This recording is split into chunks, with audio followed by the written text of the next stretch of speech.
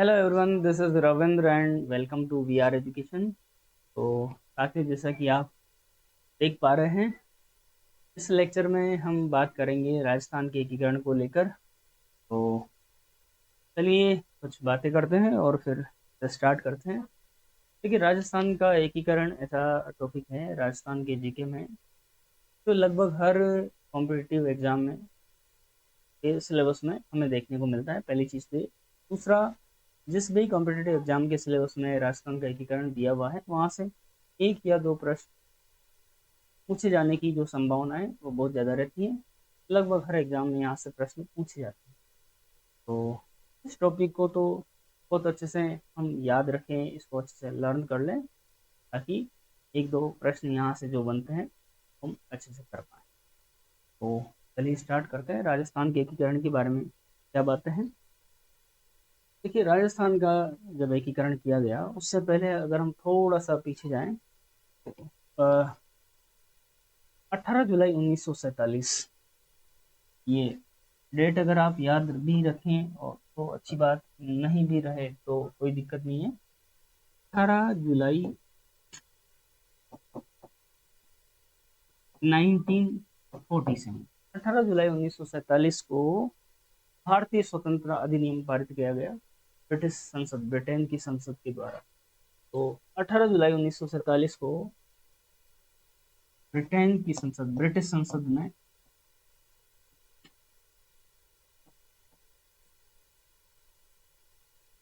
भारतीय स्वतंत्रता अधिनियम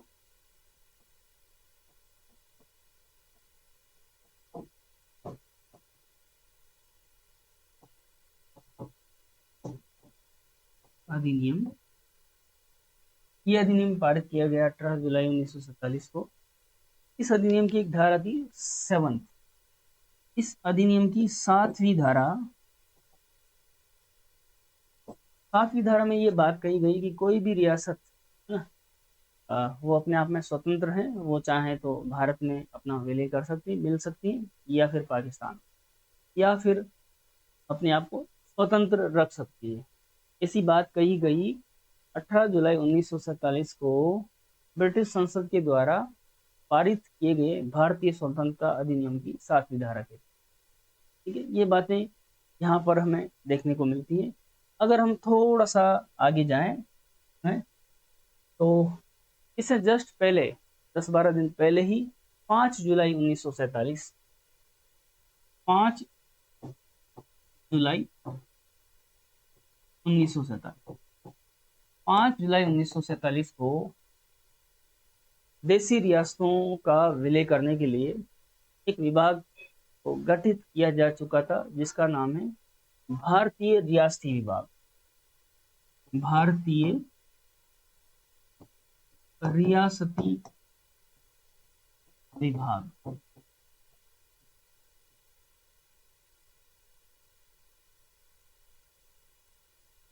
भारतीय रियासती विभाग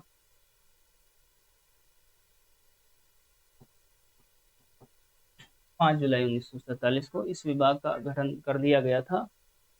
इस विभाग के तहत अगर इसमें हम देखें तो इसके जो अध्यक्ष थे वो थे सरदार वल्लभ भाई पटेल। अध्यक्ष ये थे लौह पुरुष ना, सरदार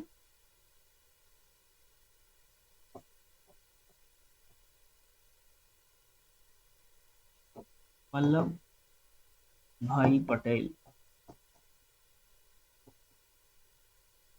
फिर बात करें इसके जो सचिव बनाए गए, सचिव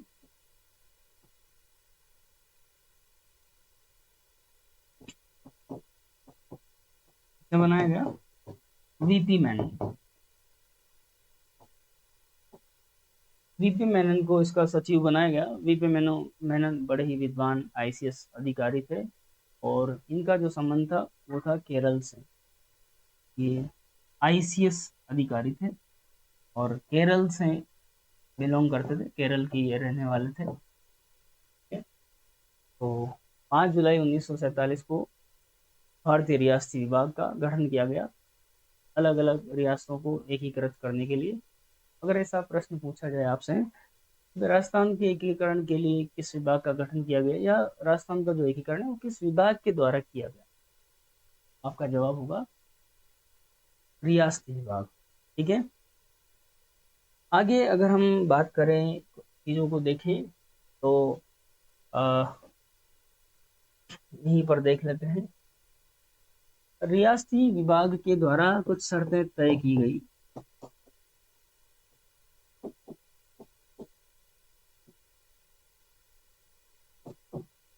रियासती विभाग के द्वारा किसी भी देशी राज्य के लिए भारतीय संघ का राज्य बनने के लिए शर्तें तय की गई। ये दो शर्तें थी। एक शर्त की अगर हम बात करें तो उस देशी राज्य की कम से कम 10 लाख से अधिक जनसंख्या, कम से कम 10 लाख जनसंख्या, कम से कम 10 लाख पॉपुलेशन हो, 10 लाख जनसंख्या हो। दूसरा अगर बात करें दूसरी शर्त की, दूसरी शर्त रखी गई कम से कम 1 करोड़ रुपया वार्षिक आय हो। कम से कम 1 करोड़ रुपया वार्षिक आय।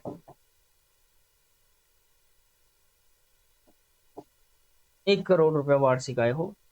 ये दो शर्तें तय की गई रियासती विभाग के द्वारा। ठीक है, तो इन्हें आप याद रखना। चलिए, फिर आगे अगर हम बात करें तो राजस्थान में से केवल 4 ही रियासतें थी। राजस्थान में ऐसी 4 ही रियासतें थी।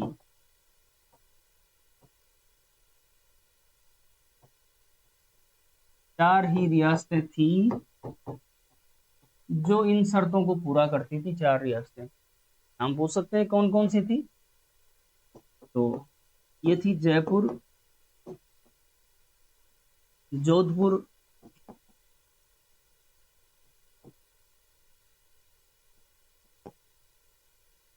बीकानेर और उदयपुर। ये 4 रियासतें थी जो रियासती विभाग द्वारा तय की गई शर्तों को पूरा करती थी। चारों रियासतों को आप ध्यान रखेंगे कौन कौन सी रियासतें थी। अब अगर हम बात करें राजस्थान के एकीकरण के समय कितनी रियासतें थी, ये प्रश्न भी पूछा जाता है।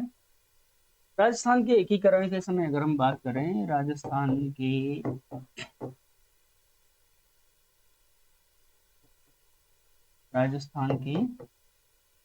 एकीकरण के समय रियासतें,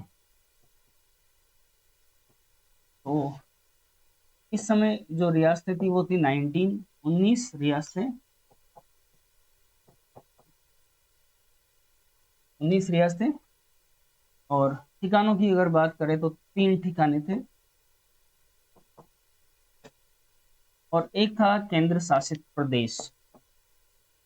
केंद्र शासित प्रदेश। ये बातें आपको ध्यान रखनी चाहिए राजस्थान के एकीकरण के समय। यहाँ पर 19 रियासतें, 3 ठिकाने और एक केंद्र शासित प्रदेश था। केंद्र शासित प्रदेश की अगर हम बात करें तो एक जो केंद्र शासित प्रदेश था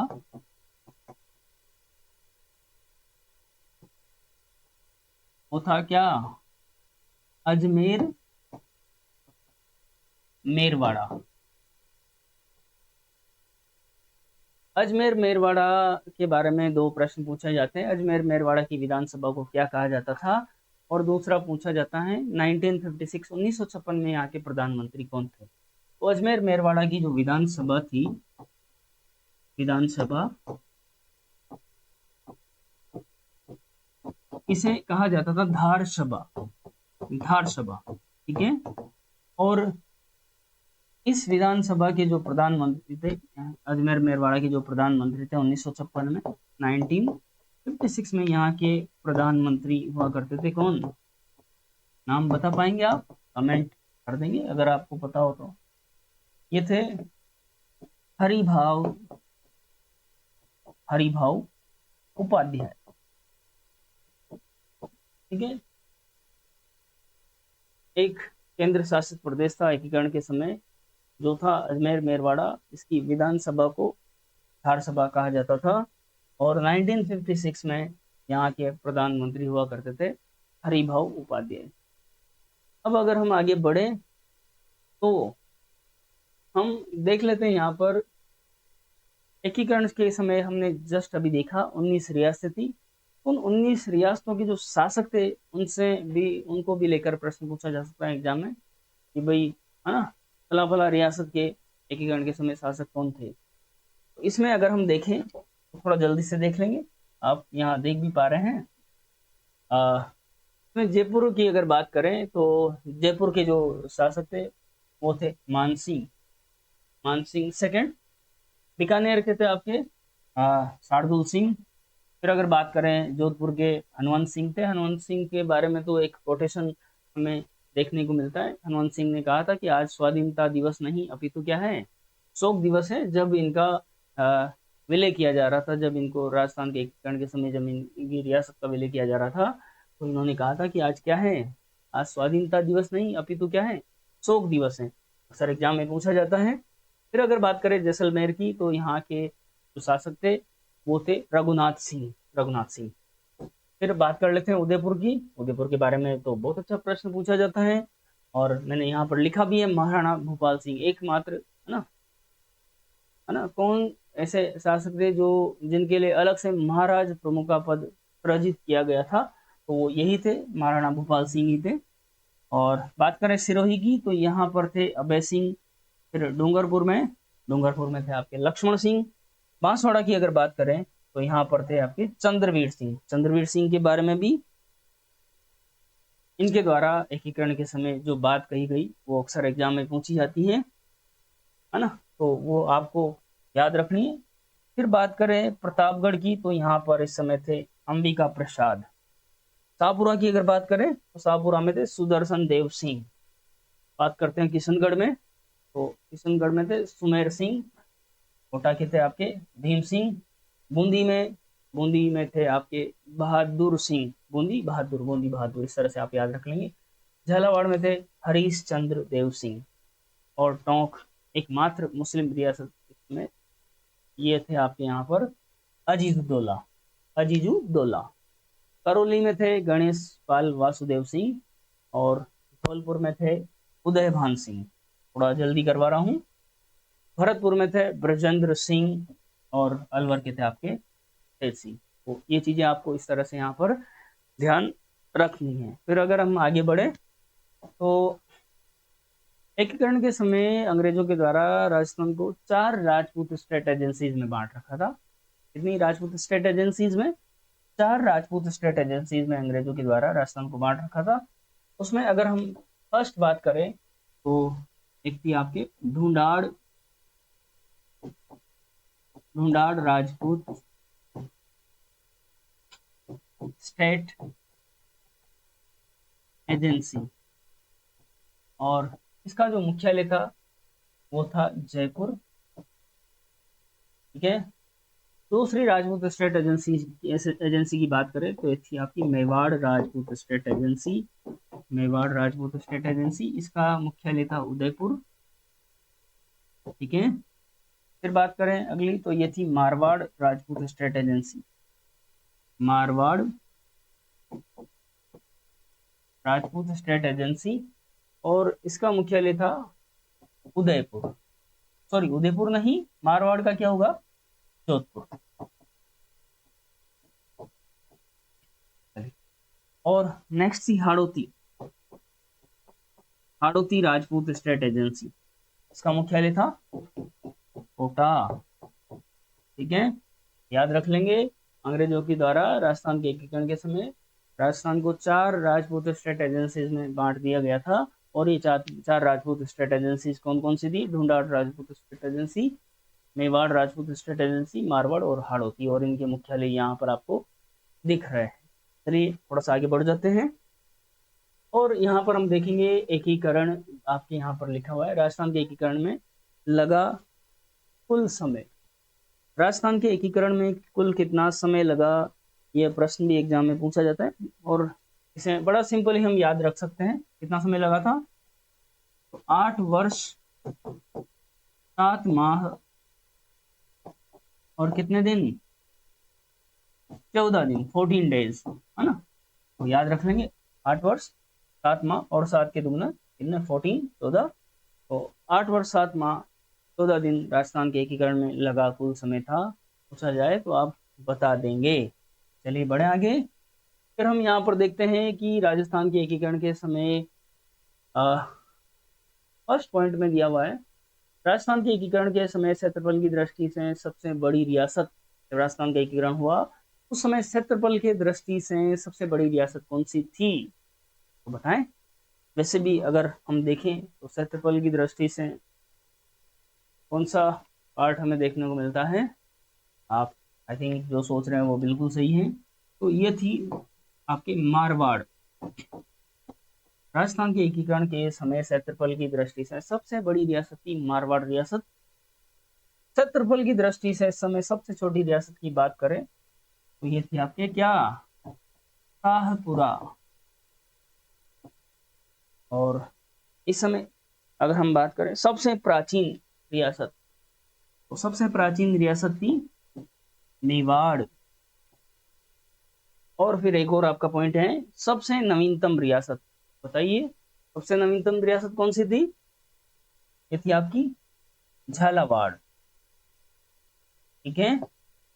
और नेक्स्ट पॉइंट है एकमात्र मुस्लिम रियासत, जस्ट अभी मैंने बात करी, ये थी आपके टोंक। ठीक है, टोंक। तो ये एकीकरण के समय अगर हम आपसे पूछ लिया जाए कि क्षेत्रफल की दृष्टि से सबसे बड़ी रियासत कौन सी थी, सबसे छोटी पूछ ले, सबसे प्राचीन पूछ ले या फिर सबसे नवीनतम पूछ ले, तो आप बता देंगे। और एकमात्र मुस्लिम रियासत की अगर हम बात करें तो ये थी आपके टोंक। तो ये कुछ बातें हैं। और अगर थोड़ा सा हम देखें कि भाई राजस्थान का जो एकीकरण हुआ वो कितने चरणों में संपन्न हुआ, पहली चीज अगर हम देखें तो राजस्थान का जो एकीकरण है वो 7 चरणों में संपन्न हुआ। कितने चरणों में? तो ये 7 चरणों में संपन्न हुआ। अब हम इसमें ईयर वाइज बात कर लेते हैं, थोड़ी सी बात करेंगे ईयर वाइज। अगर हम बात करें तो 1948 1948 में 3 चरण, 1948 में कितने चरण? 3 चरण। फिर 1949 में यहाँ पर 2 चरण। 1949 में कितने चरण? 2 चरण। फिर 1950 1950 और 1956 1956 यहाँ पर एक एक चरण, ये जो ईयर है यहाँ पर एक एक चरण। ठीक है। और इस तरह से अगर आप इसे टोटल करेंगे, आप टोटल करेंगे तो आएगा, बताइए, 7 चरण। तो जो राजस्थान का जो एकीकरण है वो कुल 7 चरणों में संपन्न हुआ। ये राजस्थान के एकीकरण को लेकर कुछ बातें हमने करी। 2 मिनट में एक बार जितनी भी बातें करी उनको रिवाइज कर लेते हैं और बाकी बातें फिर करेंगे नेक्स्ट लेक्चर में। तो आ जाते हैं फर्स्ट स्लाइड पे आ जाते हैं। देखिए हमने देखा कि 18 जुलाई 1947 को ब्रिटेन में ब्रिटिश संसद में भारतीय स्वतंत्रता अधिनियम पारित किया गया, जिसकी 7वीं धारा में क्या कहा गया? रियासतों को, देसी रियासतों को स्वतंत्र कर दिया गया। वे भारत या पाकिस्तान में किसी में भी अपनी रियासत का विलय कर सकते हैं या फिर स्वतंत्र रह सकते हैं। ऐसा 18 जुलाई 1947 को ब्रिटिश संसद में पारित भारतीय भारतीय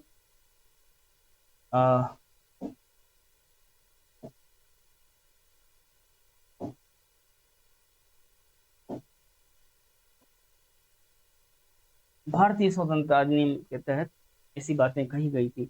फिर हमने देखा था कि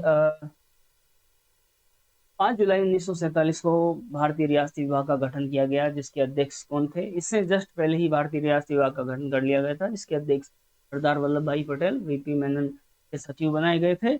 और रियासती विभाग के द्वारा किसी भी देशी राज्य को भारतीय संघ का राज्य बनने के लिए दो शर्तें तय की गई थी। कौन कौन सी शर्तें थी? कम से कम 10 लाख की जनसंख्या हो, और दूसरी शर्त थी वहां की कम से कम 1 करोड़ रुपया वार्षिक आय हो। ये दो शर्तें थी। इन दो शर्तों को तय करने वाली राजस्थान की केवल और केवल 4 रियासतें थी, जिनको लेकर हमने बात करी। मात्र 4 रियासतें थी। यहाँ पर आप देख रहे हैं जयपुर, जोधपुर, बीकानेर और जैसलमेर। सॉरी, यहाँ पर आपके दे रखा है राजस्थान की 4 रियासतों। ये 4 रियासतें थी जो इन शर्तों को, रियासती विभाग की शर्तों को पूरा करती थी, और उसमें जयपुर, जोधपुर, बीकानेर और उदयपुर, ये 4 रियासतें थी। आप याद रखेंगे। फिर आगे हमने देखा कि एकीकरण के समय राजस्थान में 19 रियासतें, 3 ठिकाने, एकमात्र केंद्र शासित प्रदेश था। और केंद्र शासित प्रदेश की हमने बात करी। केंद्र शासित प्रदेश जो था वो था आपका अजमेर, मेरवाड़ा।